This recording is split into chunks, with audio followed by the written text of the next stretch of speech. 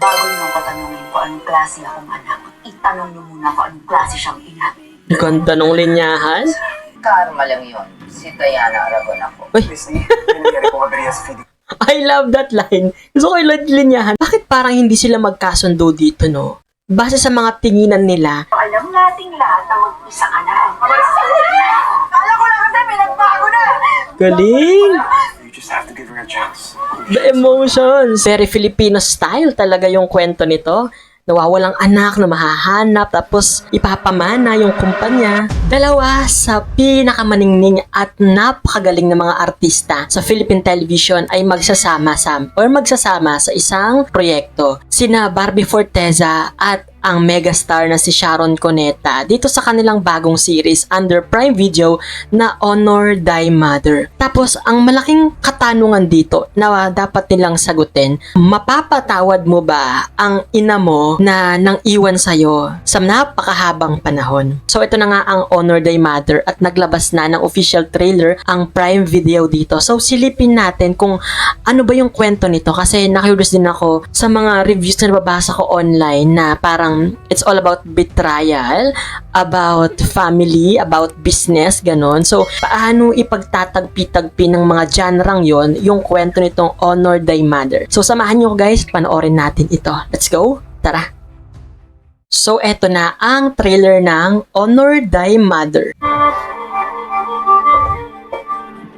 Bilang ina ng La Familia. Ito na si Sharon, megastar. Nagawa kami ng desisyon. Inuuna namin lagi ang kumpanya. Most especially ang safety standards namin.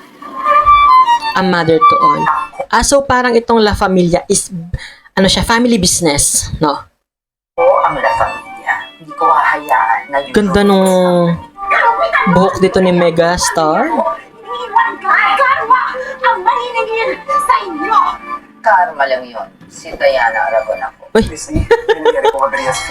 I love that line. Gusto ko yung linyahan. Tapos yung itsura dito ni Sharon is wala siyang emotion, no?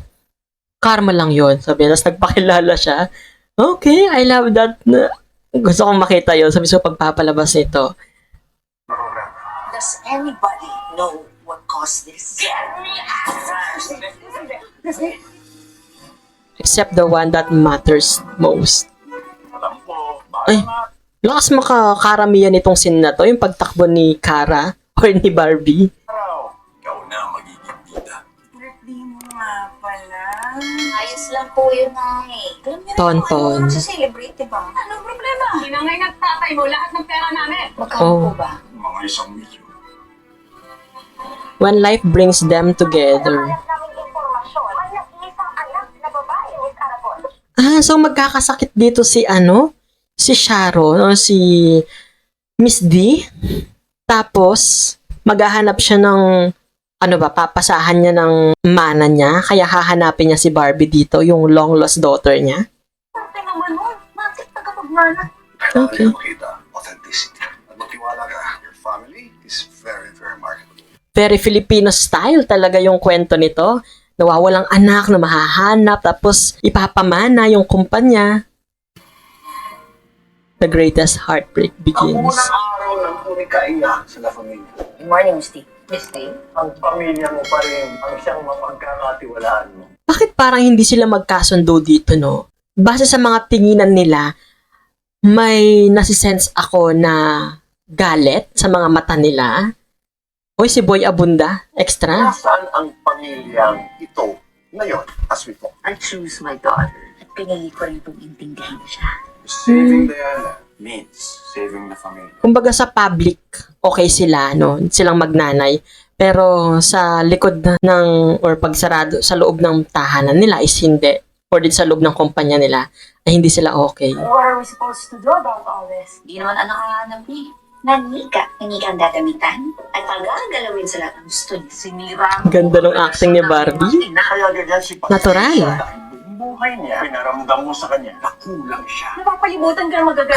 So parang inabandon dito ni Sharon si Barbie noong bata pa siya. Kaya gano'n na lang siguro yung galit, yung kinikim-kim na sama ng loob ni Barbie kay Miss D dito or kay, sa karakter ni Sharon sa kanya, no? Okay. Bagay, pero alam nating lahat na mag mag-isa ka na. Kala ko lang kasi pinagbago na. Galing! You just have to give her a chance. The emotions, giving. Anong klaseng anak ka? Bago niyo ako tanungin kung anong klase akong anak, itanong niyo muna kung anong klase siyang ina. Ganda nung linyahan. Ang alam ko lang, kaya niyong gawin at isakripisyo ang lahat para sa La Familia. Lakas maka-premium ng mga linyahan nila. Hinaharap ko kayo bilang tao, kaya sana suklian niyo rin ako ng respeto. Then stop acting like this is the biggest inconvenience of your life.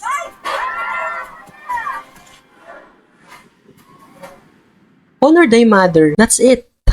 Okay. So, base dito sa trailer na napanood natin, si Barbie ay ang long-lost daughter ni Sharon dito. Tapos, base sa nakita ko sa trailer is inabandon ni Sharon dito si Barbie noong bata pa siya. Tapos, noong sigurong nagkakasakit na si Sharon dito at wala siyang pagpasahan ng mana, isahanapin niya si Barbie. Although, yung sa parang nasa utak siguro ni yung character ni Barbie dito is ngayong may kailangan siya tsaka niya hahanapin. Pero noong bata pa lang siya tapos kailangan niya ng isang magulang or kailangan ng isang ina is wala siya. So siguro ganun iikot yung kwento nito na may sama ng loob, merong betrayal na mararamdaman aside sa mga bardagulan na aktingan nila dito at yung mga linyahan nila, kudos, gusto ko yun.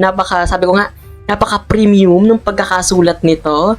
Tapos, yung cinematography, very prime talaga, di ba? Lakas maka-movie nung atake niya, nung color grading, no? Grabe, exciting to. Kayo, papanoorin nyo ba itong Honor Thy Mother? Ano yung thoughts nyo regarding this? Let me know your comment, guys, sa baba dyan sa comment section. At syempre, kung hindi ka pa rin nakasubscribe sa channel ko, don't forget to hit that subscribe button and that notification bell para lagi kang updated sa mga videos na i-upload ko pa. This is CJ, guys, your man of letters. Stay safe and stay motivated if you're watching.